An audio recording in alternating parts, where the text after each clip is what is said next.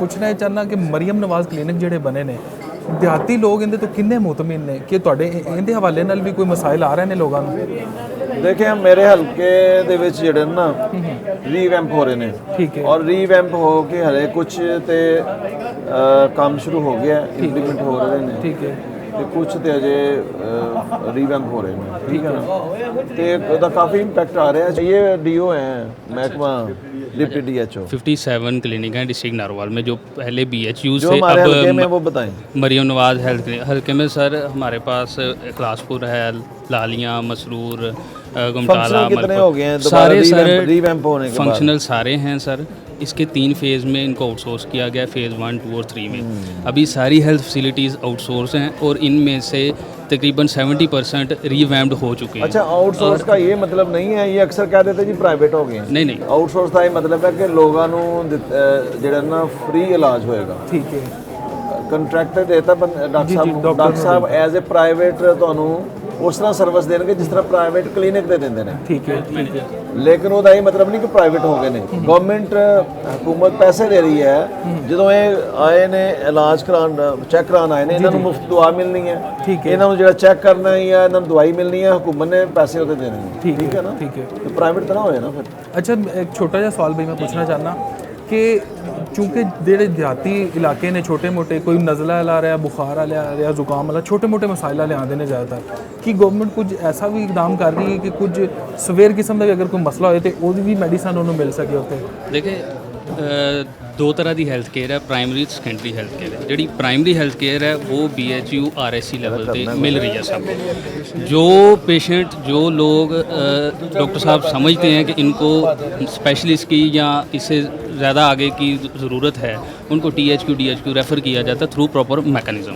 ਯਾਰ ਇਹ ਕਿਧਰ ਹੈ SDO ਸਾਹਿਬ ਆਪਦਾ ਲੈ ਕਿਧਰ ਹੈ ਇਹ ਫੜੋ ਇਹਨਾਂ ਦਾ ਇਹਨੂੰ ਐਕਸ਼ਨ ਸਾਹਿਬ ਕੋ ਦਾ ਕਰਾਣਾ ਹੈ ਸ਼ਹਿਰ ਦਾ ਮਸਲਾ ਸ਼ਹਿਰ ਦਾ ਨਾ ਹਾਂ ਭਾਈ ਸਾਹਿਬ ਮਾਨਾ ਤੋਂ ਆਇਆ ਮਾਨਾ ਤੋਂ ਕੀ ਮਸਲਾ ਹੈ? ਮਸਲਾ ਤਾਂ ਸਰ ਤੁਸੀਂ ਵੀ ਉੱਥੋਂ ਲੰਘ ਕੇ ਜਾਂਦੇ ਰੋਜ਼ ਜਿੱਥੋਂ ਦੇ ਅਸੀਂ ਵਾਸੀ ਹਾਂ।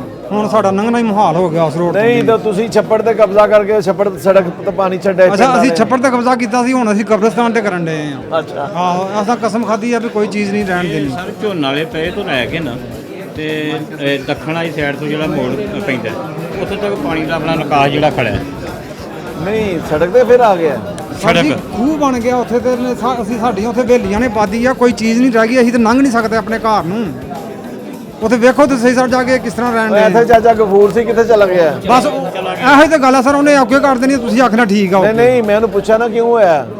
ਤੁਸੀਂ ਸਰ ਉੱਥੋਂ ਲੰਘ ਕੇ ਜਾਂਦੇ ਹੋ, ਨੱਤਾਂ ਤੋਂ ਸਾਰੇ ਜਾਂਦੇ ਹੋ। ਅਸੀਂ ਸਰ ਅੱਗੇ ਵੀ ਬਾਰ ਆ ਤੁਹਾਡੇ ਅੱਗੇ ਗੁਜ਼ਾਰਿਸ਼ ਕੀਤੀ ਆ ਸਰ, ਤੁਹਾਡੀ ਮਿਹਰਬਾਨੀ ਆ। ਇਨਸਾਨਾਂ ਵਾਂਗਣਾ ਸਾਨੂੰ ਵੀ ਰਹਿਣ ਦਾ ਹੱਕ ਦਿੱਤਾ ਜਾਏ ਮਾਸਾ।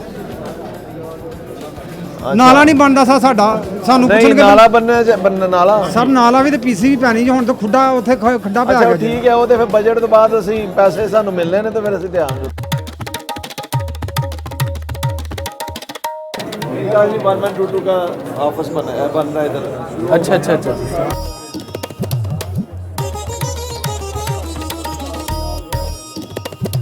ਅਸੀਂ ਅੱਜ ਆਏ ਆ ਆਪਣੇ MPA ਜੋ ਕਿ ਸਾਡੇ ਸਦਾਬਹਾਰ ਮਾਸ਼ਾਅੱਲਾ MPA ਨੇ, ਠੀਕ ਹੈ ਨਾ।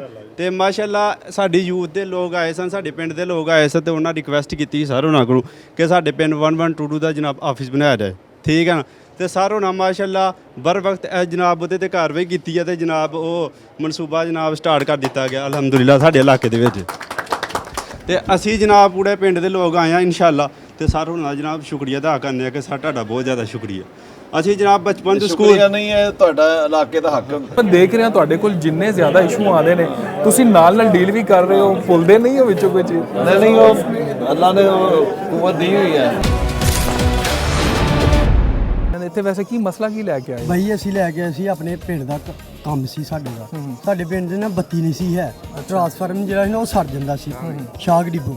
ਉਹ ਸਕੂਲ ਦੀ ਬੈਕ ਸਾਈਡ ਤੇ ਕੋਈ ਵੀ ਦਰਖਤ ਡਿੱਗਦਾ ਸੀ ਨਾ ਤੇ ਉਹਦੀਆਂ ਡੀਆਂ ਉੱਡ ਜਾਂਦੀਆਂ ਸੀ। ਕੋਈ ਪੱਲੇ ਮਹੱਲੇ ਵਾਲੇ ਕੋਈ ਪੈਸੇ ਲੈਣ ਜਾਂਦੇ ਹਾਂ ਉਹ ਇੰਝ ਜਾਂਦੇ ਸੀ ਸਾਡੇ ਕੋਲ 200 ਕੋਈ ਵੀ ਰੁਪਈਆ ਦਰਖਤ ਡਿੱਗਦਾ ਸੀ ਤੇ ਕੋਈ ਵੀ ਡਿੱਗਦਾ ਸੀ ਬੱਦਲ ਕੋਈ ਵੀ ਬਿਜਲੀ ਗਿਰਦੀ ਸੀ ਹੈ ਹੀ ਬੂਟਿਆਂ ਦੇ ਵਿੱਚ ਸੀ ਉਹ ਵਾਲਾ ਅੱਛਾ। ਕੋਈ ਵੀ ਕੰਮ ਹੁਣ ਤੇ ਅਸੀਂ ਰਾਣੇ ਮਨਾਨ ਸਾਹਿਬ ਦਾ ਅਸੀਂ ਬਹੁਤ ਸ਼ੁਕਰੀਆ ਅਦਾ ਕਰਨੇ ਆ ਇਹਨਾਂ ਨੇ ਆਖਿਆ ਤੁਹਾਡਾ ਇਨਸ਼ਾਅੱਲਾ ਕੰਮ ਹੋ ਜਾਏਗਾ ਟ੍ਰਾਂਸਫਾਰਮ ਤੁਹਾਡਾ ਲੈਦਾ ਲੱਗ ਜਾਏਗਾ ਤੇ ਜਿਹੜੇ ਸਾਡੇ ਪੱਲੇ ਮਹੱਲੇ ਦੇ ਸੀ ਲੋਕ ਉਹਨਾਂ ਕੋਲ 200 ਰੁਪਏ ਲੈਣ ਜਾਈਦਾ ਸੀ ਉਹ ਕਹਿੰਦੇ ਭਈ ਹੈ ਨਹੀਂ ਜਿੱਦਾਂ ਦਾ ਹੈ ਉਹ ਆਣ ਕੇ ਖੁਦ ਲਾ ਦੇਣਗੇ ਉਹ ਇੰਝ ਦੀ ਗੱਲਾਂ ਕਰਦੇ ਸੀ ਵੇਖੋ ਲੋਕ ਪਿੰਡ ਦੇ ਸਾਥ ਹੋ ਕੇ ਨਹੀਂ ਦਿੰਦੇ ਅਸੀਂ ਆਪ ਫਤੂਵਾਲ ਆਏ ਆ ਇੱਧਰ ਰਾਣੇ ਮਨਾਨ ਸਾਹਿਬ ਕੋ ਅਸੀਂ ਬਹੁਤ ਇਹਨਾਂ ਦਾ ਸ਼ੁਕਰੀਆ ਅਦਾ ਕਰਨੇ ਆ ਇਹਨਾਂ ਨੇ ਸਾਡੀ ਗੱਲ ਮੰਨੀ ਹੈ ਤੇ ਇਨਸ਼ਾਅੱਲਾ ਕੰਮ ਇਨਸ਼ਾਅੱਲਾ ਹੋ ਜਾਏਗਾ ਵੈਸੇ ਜਲਦੀ ਨਾ ਤਾਂ ਤੁਹਾਨੂੰ ਵੇਖ ਰਹੇ ਨੇ ਨਾ ਸੁਣ ਰਹੇ ਨੇ ਜੀ ਕੰਮ ਹੁੰਦਾ ਹੈ ਬਾਕੀ ਇੱਥੇ ਕੰਮ ਹੁੰਦਾ ਇਨਸ਼ਾਅੱਲਾ ਠੀਕ ਹੈ ਮੰਨ ਸਕਨੇ ਆ ਕੰਮ ਹੁੰਦਾ ਇਹ 4 ਸਾਲ ਹੋ ਗਿਆ ਅਸੀਂ ਖੁਦ ਜਦੋਂ ਦੇ ਅਸੀਂ ਹੋਸ਼ ਸੰਭਾਲੀ ਹੈ ਨਾ ਅਸੀਂ ਜਦੋਂ ਦਾ ਰਾਣੇ ਮਨਾਨ ਸਾਹਿਬ ਨੂੰ ਜਾਣਦੇ ਆ ਤੇ ਕੰਮ ਹੋ ਰਹੇ ਨੇ ਇਸ ਇਲਾਕੇ ਦੇ ਵਿੱਚ ਜੀ ਤੁਹਾਡੀ ਤੁਸੀਂ ਕੀ ਸਮਝਦੇ ਹੋ ਇੱਥੇ ਵਾਕਈ ਮਸਾਇਲ ਹੱਲ ਹੋ ਜਾਂਦੇ ਨੇ ਰਾਣਾ ਸਾਹਿਬ ਤਕਰੀਬਨ ਨਾ ਕੋਈ